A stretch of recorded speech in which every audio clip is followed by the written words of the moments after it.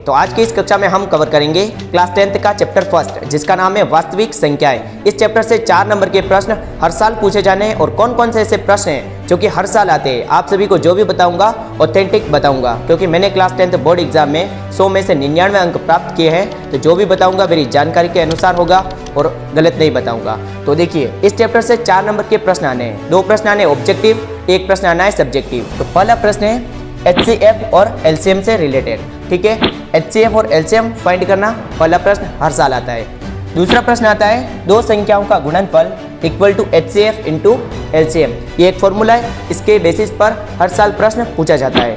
ठीक है, एक प्रश्न आता है सब्जेक्टिव। कौन सा है वो?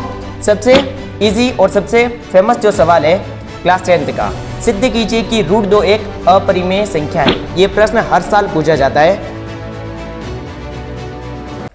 नमस्कार, जय हिंद बच्चों, कैसे हैं आप लोग? उम्मीद करता हूं बहुत ही बढ़िया और मस्त होंगे। तो आज की इस कक्षा में कक्षा 10वीं की गणित का चैप्टर फर्स्ट, जिसका नाम है वास्तविक संख्याएं, पूरा निचोड़ एक वन शॉट वीडियो होने वाला है। आप चाहे किसी भी हिंदी माध्यम बोर्ड से हो, राजस्थान, यूपी, MP, छत्तीसगढ़, बिहार, किसी भी हिंदी माध्यम बोर्ड से हो, आपका चैप्टर फर्स्ट पूरा क्लियर हो जाएगा। मैं आपको मात्र 4 प्रश्न बताऊंगा और मेरा दावा है कि इन चारों प्रश्नों को पढ़कर आप एग्जाम में एक भी प्रश्न गलत नहीं करोगे। तो आप सभी से विनती है कि प्लीज इस वीडियो को आप पूरा देख लीजिए। तो उसी कड़ी में पहले प्रश्न को सॉल्व करते हैं। तो पहला प्रश्न है 144 व 198 का HCF व LCM ज्ञात कीजिए। देखिए, HCF को कहते हैं महत्तम समापवर्तक या फिर MSP, और LCM को कहते हैं लघुत्तम समापवर्तक यानी कि LSP। हमें इन दोनों का HCF और LCM ज्ञात करना है। HCF और LCM से रिलेटेड इन दोनों प्रश्नों से और कौन से प्रश्न इसमें पूछ सकता है वो भी मैं आज की इस वीडियो में बताऊंगा। तो सबसे पहले HCF और LCM ज्ञात करने के लिए हम क्या करते हैं? गुणनखंड करते हैं, अभाज्य गुणनखंड। तो इन दोनों को करेंगे हम अभाज्य गुणनखंड। तो लिख देंगे 144 और 198। पूरा बेसिक से बताऊंगा। देखिए, अब ये 144 है, इसमें किसका भाग देंगे हम? आपको 2 का विभाजकता का नियम, 3 का विभाजकता का नियम याद होना चाहिए। देखिए, इकाई का अंक कितना है? 4। अगर इकाई का अंक 0, 2, 4, 6 और 8 हो तो किसका भाग देते हैं हम? 2 का।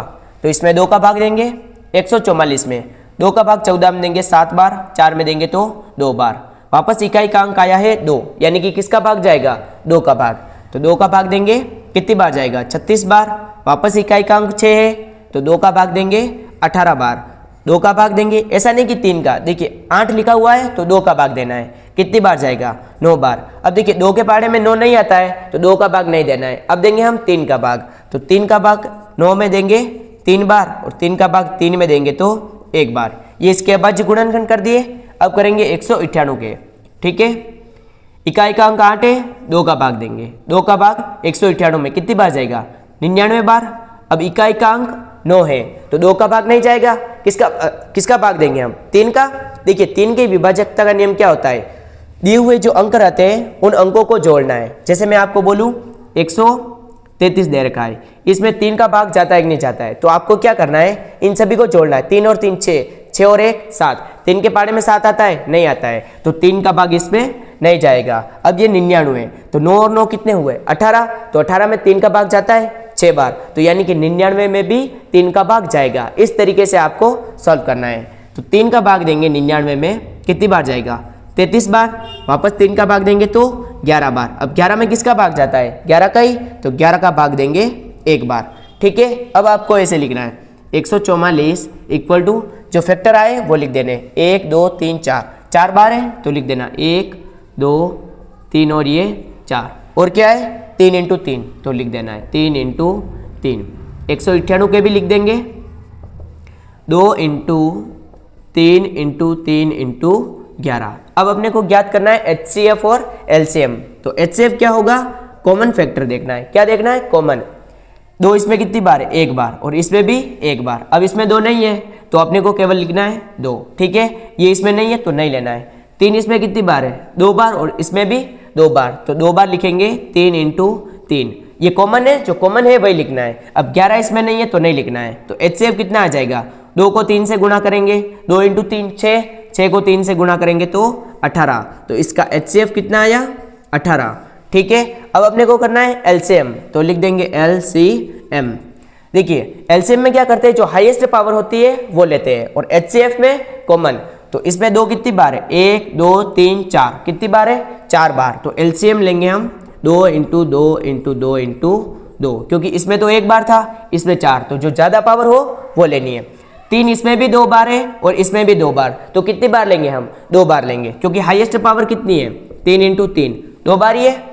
अब 11 इसमें एक बार है, इसमें एक भी बार नहीं है, तो 11 लेना है, क्योंकि दे रखा है 11 की पावर 1। अब इन सभी को गुणा करना है, 2 × 2 4, 4 दूनी 8, 8 दूनी 16, 3 × 3 9 × 11, 16 को 9 से गुणा करेंगे, 144 × 11। अब देखिए एक और कंसेप्ट है यहाँ पर, किसी भी संख्या को अगर 11 से गुणा करना है तो आपको पुराने मेथड से नहीं करना है, एक नया तरीका बताता हूँ कैसे करना है। ये जो संख्या लिखी हुई होती है इकाई का अंक, उसे लिखते हैं, उसके बाद ऐड करते जाना है। देखिए ये 4 का 4, 4 में 4 जोड़ेंगे तो 8, 4 में 1 जोड़ेंगे तो 5, और ये बचा उसे लिख देना है। फर्स्ट और लास्ट को सेम लिख देना है और बीच इन सभी को आगे जोड़ते जाना है। तो एलसीएम कितना है आपने, 1584। तो इस तरीके से हमें क्या करना है, इन सभी को सॉल्व करना है, एचसीएफ और एलसीएम को। अगर आपको प्रश्न ऐसा आए कि 144 के अभाज्य गुणनखंड कीजिए और उसको घातों के गुणनफल के रूप में व्यक्त कीजिए, अगर घातों के गुणनफल बोले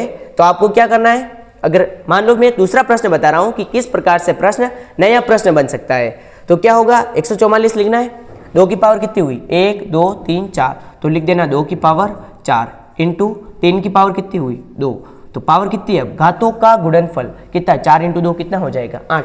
तो इस तरीके से अगर कोई भी नया प्रश्न आए तो उसको भी आपको इसी तरीके से हैंडल करना है, ठीक है। आपके एग्जाम में या तो एचसीएफ पूछेंगे या एलसीएम या फिर दोनों पूछ लेंगे, तो इस तरीके से आपको सॉल्व कर देना है। अब हम सॉल्व करेंगे दूसरे प्रश्न को। चलिए अब दूसरा कंसेप्ट पढ़ते हैं। कंसेप्ट यह है कि दो संख्याओं का गुणनफल, यानी कि दो संख्याएं दी हुई रहेगी, वो उन दोनों का गुणनफल बराबर होगा HCF × LCM। इस प्रकार के प्रश्न में टोटल 4 चीजें हो जाएगी, 2 तो संख्याएं हो गई और HCF × LCM, तो चारों में से आपको कोई 3 चीजें गिवन होगी और एक का मान ज्ञात करना होगा, केवल इतनी सी बात है। तो प्रश्न क्या है, HCF 306,657, तो ये दोनों क्या है, दोनों संख्याएं हैं, इक्वल टू 9, तो HCF इसका दे रखा है, हमें LCM ज्ञात करना है, तो क्या करेंगे, दोनों संख्याओं का गुणनफल, तो लिख देंगे 306 × 657 इक्वल टू HCF कितना है 9 × LCM। बस इसको सॉल्व करना है, 9 इधर गुणे में पक्षांतरण करेंगे तो भाग में जाएगा, तो 306 × 657 अपॉन में 9 इक्वल टू LCM। देखिए अब आपको ऐसा नहीं करना है कि इन दोनों को गुणा करो फिर 9 का भाग दो, बहुत बड़ा भाग होगा, ठीक है। तो इसको हम काटेंगे, देखिए यहाँ पर 6 और 3 कितना हुआ 9, और अपॉन में कितना है 9, तो दोनों किसके पहाड़े से कटेंगे, 3 के पहाड़े से कटेंगे। तो 306 में हम 3 का भाग देंगे तो 3 एकम 3, ये 0, 3 एकम 3, 3 दूनी 6, तो कितनी बार गया भाग, 102 बार। 9 में 3 का भाग देंगे तो 3 बार। अब देखिए कितना आया, 102 × 657 अपॉन में 3 का भाग 102 में चेक करते हैं, 2 और 1 कितना हुआ 3, और 3 का भाग 3 में कितनी बार जाता है, एक बार, तो ये संख्या 3 से डिवाइड होगी। अब भाग देना है, 10 में भाग देंगे तो 3 बार जाएगा, 9 कितना बचा 1, और ऊपर से उतरेगा 2, तो 3 एकम 3, 3 दूनी 6, 3 तिया 9, 3 चौक 12, तो कितनी बार भाग गया 4 बार, तो कितना आया 34 × 657, और किसके इक्वल है LCM, तो LCM आ जाएगा, LCM इक्वल टू 34 को 657 से गुणा करना है, सिंपल केवल गुणा करो, 657 × 34, 4 का पहाड़ा 7 बार बोलेंगे, 4 सते 28 का 8 हासिल का 2, 4 पंजे 20, 20 और 2 22 का 2 हासिल 2, 6 चौक 24 और ये 26, ठीक है। अब वापस गुणा करना है 3 से, तो 3 का पहाड़ा 7 बार बोलेंगे, 21 का 1 हासिल का 2, 3 पंजे 15 और 2 17 का 7 हासिल 1, 3 छंग 18 और 1 19। देखिए ये केवल मैं गुणा कर रहा हूँ, आपको भी गुणा करके चेक कर लेना है। 8 और 0 कितना हुआ 8, 2 और 1 3, 6 और 6 12 और 1 13 का 3 हासिल 1, 1 और 10 और 12 का 2 हासिल 1, 1 और 1 2, तो कितना आया 22,338, तो लिख देंगे 22,338, और ये क्या आया आपने LCM। तो इस तरीके से इस कंसेप्ट को भी आपको सॉल्व करना है। देखिए बिल्कुल आसान प्रश्न आता है, दो संख्याओं का गुणनफल equal to HCF into LCM लगभग हर साल पूछा जाता है। तो प्लीज इस वीडियो को आप एंड तक बने रहिएगा, क्योंकि हमने अभी तक केवल दो कंसेप्ट पढ़े हैं। अब एक जो मोस्ट फेमस सवाल है, हर साल लिख के ले लीजिए, आप किसी भी बोर्ड से हो आपके ये प्रश्न आना ही आना है। तो चलिए अब इसका मोस्ट फेमस सवाल जो कि हर साल एग्जाम में आता है, चाहे आप किसी भी बोर्ड से हो, ठीक है। सवाल है, सिद्ध कीजिए कि √2 एक अपरिमेय संख्या है। देखिए, अपरिमेय का कोई सीधा मेथड नहीं है, तो हम इसका क्या मानेंगे, उल्टा। तो हमने माना कि √2 एक परिमेय संख्या है। और परिमेय संख्या क्या होती है, जिसे हम बट्टे के रूप में लिख सकते हैं, जैसे 2/3, -1/2, 5/1, ये सारी क्या है, एक परिमेय संख्या है। तो हमने लिख दिया √2 बराबर a/b, क्योंकि अपने को संख्या नहीं पता है इसलिए हमने a/b माना है। और लिखा है b is not equal to 0। ये क्यों लिखा है, क्योंकि अगर b का मान हम 0 लिखेंगे तो संख्या क्या हो जाएगी, अनंत। जैसे 5 है और 5 के बटे में मैं लिखूं 0 तो अपरिभाषित होगा, और अपरिभाषित √2 के बराबर थोड़ी है, इस कारण से। आगे लिखा है, जहां a व b एक पूर्णांक है, पूर्णांक तो है -2, 1, 3, 5, 7 सारे क्या है, पूर्णांक। तो इस कारण से हमने लिखा है जहां a व b एक पूर्णांक है तथा a, b एक सह अभाज्य संख्या है। अब आपका डाउट आएगा, सर सह अभाज्य संख्या क्या होती है। बिल्कुल इजी, जिन दोनों संख्याओं का HCF 1 हो, कितना, 1। सीधा सा मतलब ये है कि जो आपस में किसी के पाड़े से नहीं करती है। जैसे मैंने लिखा है 2,3, 2 का भाग इसमें 2 में ही जाएगा, इसमें भी 3 का भाग ही जाएगा, तो ये दोनों आपस में थोड़ी कैंसिल हो रहे हैं। तो ये दोनों कौन सी संख्या है, सह अभाज्य। जैसे मैं लिखता हूँ 5,15, 5 का भाग देंगे इसमें 1 बार, 5 का इसमें भाग देंगे तो 3 बार, तो 5 का भाग गया इसमें, तो ये कौन सी संख्या है, भाज्य संख्या है, सह अभाज्य नहीं है, ठीक है। क्योंकि इसका कॉमन फैक्टर कितना है, 3, लेकिन इसमें कॉमन फैक्टर केवल 1 है। तो दो ऐसी संख्या है जिसमें उभयनिष्ठ गुणनखंड कितना होता है, केवल 1 होता है, ठीक है।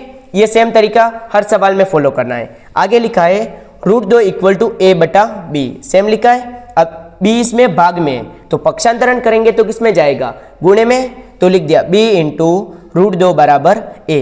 अब अपने को √2 को गायब करना है, और अगर रूट को गायब करना है तो क्या करेंगे, उसका स्क्वायर करेंगे। तो हमने लिख दिया दोनों पक्षों का वर्ग करने पर, वर्ग का मतलब स्क्वायर, तो b √2 square equal to a square, b का स्क्वायर हो जाएगा b स्क्वायर। अब अपने को करना है √2 का स्क्वायर। अब √2 का मतलब होता है पावर में 1/2, कितना होता है, 2 की पावर 1/2, और इसका कर रहे हैं हम वर्ग, तो स्क्वायर कर रहे हैं, 2 से 2 कैंसिल, तो 2 की पावर 1 यानी कि आया 2। तो √2 का स्क्वायर कितना आएगा, 2। √3 हो तो √3 का स्क्वायर 3, √5 का स्क्वायर 5, √7 का स्क्वायर 7। इस तरीके से आपको लिखना है। तो हमने लिख दिया 2b square equal to a square. इसको मान लेंगे हम समीकरण 1। हर सवाल में इसी प्रोसेस को फॉलो करना है, ठीक है। आगे लिखा है a स्क्वायर 2 से विभाजित है। देखिए 2 इधर गुणे में, तो इधर जाएगा तो किस में होगा, भाग में, और किसी के भी बटे में हो तो मतलब विभाजित होता है। जैसे मैं लिख रहा हूँ 4/2, तो इसका मतलब ये है कि 4 2 से विभाजित है। तो हमने लिख दिया कि a स्क्वायर 2 से विभाजित है, अतः यहाँ लिखना है a भी 2 से विभाजित होगा। देखिए a स्क्वायर 2 से विभाजित है तो a भी 2 से विभाजित होगा। सीधा सा मतलब यह है, मान लो 4 का स्क्वायर बटा में लिखा है मैंने 2, तो 4 का स्क्वायर यानी कि 16, 2 से विभाजित है। तो अब मैं लिख रहा हूँ 4/2, कितनी, 2 बार भाग जा रहा है, यानी कि a स्क्वायर 2 से विभाजित है तो a भी 2 से विभाजित होगा, ठीक है। अब समझ में आया आपको, ऐसा हर तरीका ये सभी सवालों में लगाना है, ठीक है। आगे देखिए a की बात हो गई, b यहाँ पर है, तो अब हम मानेंगे एक और नया पूर्णांक। क्या मानेंगे, a इक्वल टू 2c। कितना माना हमने, a बराबर 2c। अगर √2 है तो हमने 2c माना, ठीक है। √3 हो तो 3c, 5 हो तो 5c, 7 हो तो 7c, इस तरीके से, ठीक है। अब माना कि a इक्वल टू 2c। अब जो ये मान है इसे लिखना है हमें समीकरण 1 में, और समीकरण 1 क्या है, 2b square equal to a square. तो लिख देंगे 2b square equal to a की जगह पर क्या लिखेंगे, 2 इंटू c, तो लिख दिया 2c का स्क्वायर। तो इसका स्क्वायर खोल देंगे, ये तो सेम आएगा, 2 इंटू बी स्क्वायर, 2 का स्क्वायर 4, c का स्क्वायर c स्क्वायर, ठीक है। 2 इधर गुणे में पक्षांतरण करेंगे तो भाग में जाएगा, तो 4/2 इंटू c स्क्वायर, ठीक है। 2 का भाग 4 में देंगे, कितने बार जाएगा, 2 बार, तो अपने आएगा b square equal to 2c square. देखिए यहाँ पर हमने a को विभाजित कराया, यहाँ पर हम अब b को विभाजित कराएंगे। कैसे, 2 इधर गुणे में, तो इधर जाएगा तो क्या होगा भाग में, तो b स्क्वायर 2 से विभाजित है। ठीक है, अब क्या लिखेंगे, b स्क्वायर लिख दिया तो अब लिखेंगे b, तो लिख देंगे b भी 2 से विभाजित होगा। सेम तरीका फॉलो करना है। अब देखिए समीकरण 1 और 2 से क्या स्पष्ट हो रहा है, a स्क्वायर 2 से विभाजित हो रहा है, यानी कि a भी 2 से विभाजित और b भी 2 से विभाजित। दोनों संख्याएं a भी विभाजित हो रहा है और b भी क्या हो रहा है, विभाजित हो रहा है, 2 से विभाजित हो रहा है। और यहाँ पर क्या माना था हमने, सहभाज्य, यानी कि एक उभयनिष्ठ गुणनखंड माना था। लेकिन ये दोनों अगर विभाजित हो रहे हैं तो इसका मतलब ये है कि ये क्या है, कॉमन फैक्टर है। लेकिन हमने तो उल्टा माना था, तो लिखा हमने समीकरण 1 व 2 से स्पष्ट होता है कि a, b का उभयनिष्ठ गुणनखंड 2 है। उभयनिष्ठ गुणनखंड 2 आ गया, जो कि हमारी कल्पना के विपरीत है, क्योंकि हमने क्या माना था, इसका परिमेय माना था और उभयनिष्ठ गुणनखंड 1 माना था। लेकिन यहाँ पर क्या आ रहा है, 2 आ रहा है। इस कारण से हमने लिखा जो कि हमारी कल्पना के विपरीत है। अतः सिद्ध होता है कि √2 एक अपरिमेय संख्या है। ठीक है, समझ में आ गया आपको। इसी तरीका सेम ये तरीका है, ये आपको सभी सवालों में लगाना है, चाहे √2 की जगह पर √3, √5, √7 कोई भी संख्या हो, सेम तरीका फॉलो करना है। जैसे मैं यहाँ पर आपको एक √3 एक और सवाल बता देता हूँ। यहाँ पर लिख देंगे हम √3, चलो √3 नहीं लेते, 5 लेते हैं, √5। तो क्या करेंगे, इसकी जगह पर लिख देंगे 5 इक्वल टू, सेम लिखेंगे, यहाँ पर आ जाएगा 5। क्या करेंगे, वापस ये 5, √2 की जगह केवल 5 लिखना है, इसकी जगह पर भी लिख देंगे 5। तो √5 का स्क्वायर कितना होगा, 5, और ये सेम आएगा। फिर आगे a स्क्वायर 2 की जगह लिख देंगे 5 से विभाजित, a भी 5 से विभाजित, 2c की जगह 5c, 2c की जगह 5, 5 का स्क्वायर 25, इस 2 की जगह पर 5, यहाँ पर भी 5, 5 का भाग देंगे वापस, तो ये लिख देंगे 25/5, तो कितना आएगा 5c स्क्वायर, तो यहाँ पर भी लिख देंगे। क्या कर रहा हूँ मैं, केवल सेम, देखिए सेम तरीका है और आंसर भी सही आएगा। ठीक है, समीकरण 1 व 2 से a, b का उभयनिष्ठ गुणनखंड 2 नहीं, अब कितना आ रहा है 5, तो लिख देंगे 5, जो कि हमारे कल्पना के विपरीत है। अतः सिद्ध होता है कि √5 एक अपरिमेय संख्या है। तो 2 सवाल बन गए। तो इस तरीके से आपको सारे सवालों को सॉल्व करना है। तो चलिए अब इसका लास्ट प्रश्न को सॉल्व करते हैं। अगर √2, √5 ये प्रश्न नहीं आएगा तो इस प्रकार से प्रश्न बनेगा, 3 + 2 √5 एक अपरिमेय संख्या है। इसे भी उसी प्रकार से सिद्ध करना है। तो क्या करेंगे, माना कि 3 + 2 √5 एक परिमेय संख्या है, उल्टा मान लिया, परिमेय है तो a/b के रूप में लिखेंगे। तो 3 + 2 √5 बराबर a/b, और b का मान क्या नहीं होना चाहिए, 0 नहीं होना चाहिए। जहां a और b पूर्णांक है, a व b सहभाज्य संख्याएं हैं। मैंने आपको थोड़ी देर पहले बताया था सहभाज्य संख्याएं क्या होती है। ठीक है, ये क्या है, सेम तरीका है। फिर अपने को क्या करना है, इसको लिख दिया। अब देखिए अपने को एक तरफ केवल रूट वाली संख्या को रखना है और दूसरी जो संख्याएं हैं उसे पक्षांतरण करना है। तो इधर प्लस का 3 है, उधर जाएगा तो माइनस का 3। अब 3 के बटा में कुछ नहीं है, मतलब क्या है, 1 है। तो लघुत्तम लेंगे b × 1, 1 को a से गुणा करेंगे, माइनस b को 3 से गुणा करेंगे। a को 1 से गुणा किया a, 3 को b से किया तो 3b अपॉन में b। अब क्या आया है, 2 इधर एक्स्ट्रा है तो इधर गुणे में, तो इधर जाएगा तो भाग में। तो √5 बराबर आएगा a - 3b अपॉन 2b। ठीक है, अब देखिए √5 क्या है, हमने सिद्ध किया था थोड़ी देर पहले कि एक अपरिमेय संख्या, और ये क्या है, परिमेय, क्योंकि बट्टे के रूप में है और b का मान 0 नहीं है। तो क्या होगा, b का मान 0 नहीं होगा, 0 से या तो छोटा होगा या फिर बड़ा, तो परिमेय संख्या हो जाएगी ये। तो लिख दिया हमने a - 3b अपॉन 2b एक परिमेय संख्या है। ठीक है, जबकि √5 एक अपरिमेय संख्या है। दोनों का विरोधाभास हो रहा है, यानी कि अलग अलग हो रहे हैं। तो लिखेंगे अतः यह विरोधाभास हमारी गलत परिकल्पना के कारण हुआ है, क्योंकि हमने पहले ये गलत माना था। अतः सिद्ध होता है कि 3 + 2 √5 एक अपरिमेय संख्या है। अगर इस प्रकार का प्रश्न आएगा तो इस तरीके को फॉलो करना है, ये भी लगभग उसी तरीके का है। ठीक है, और अगर √2 √5 वो वाला प्रश्न आए तो आपको मैंने जो तरीका बताया है सेम तरीका फॉलो करना है। तो आज की इस कक्षा में हमने इन चारों प्रश्नों को डिस्कस किया था। तो आज की इस क्लास से ये पूरे 4 नंबर आपके कवर हो जाएंगे। आप चाहे किसी भी बोर्ड से हो, आपके ये पूरा चैप्टर क्लियर है। तो आप सभी से विनती है कि प्लीज़ अगर आपको वीडियो पसंद आया है तो लाइक ज़रूर करें और चैनल को सब्सक्राइब ज़रूर करें। मिलते हैं हम अगले वीडियो में, तब तक के लिए जय हिंद, जय भारत।